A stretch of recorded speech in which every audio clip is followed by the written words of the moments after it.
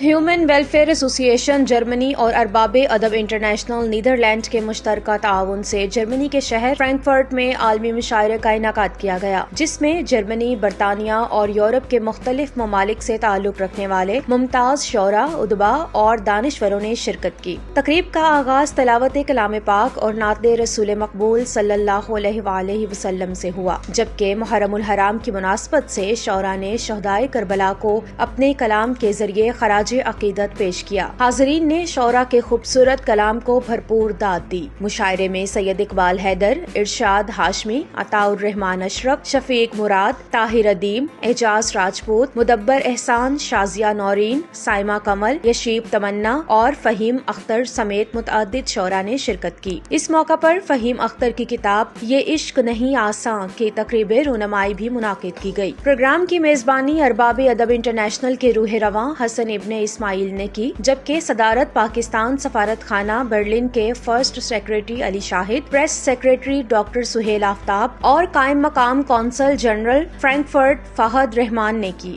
اختتام پر human welfare ایسوسی ایشن جرمنی کے چیئرمین سید اقبال حیدر نے تمام شعراء میں یادگاری شیلڈز اور اسناد تقسیم کی، جبکہ شرکاء نے کامیاب عالمی مشاعرے کے انعقاد پر منتظمین کو خراج تحسین پیش کیا۔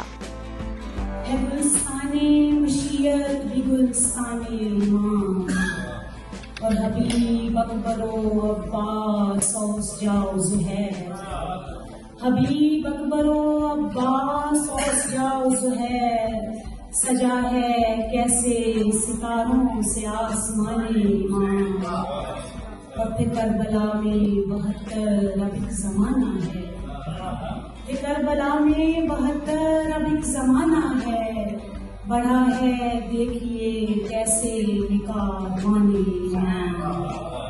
پیغام امام حسین علیہ السلام کی نسبت سے میں چند اشعار کی خدمت کر رہا ہوں۔ عنوان انبیاء کی وراثت حسین ہے،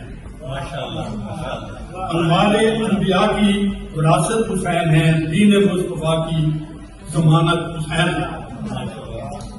چنا تھا جسے خدا نے ذبح عظیم کے واسطے، چنا تھا جسے خدا نے ذبح عظیم کے واسطے، خلیل کے اس عزم کی بشارت،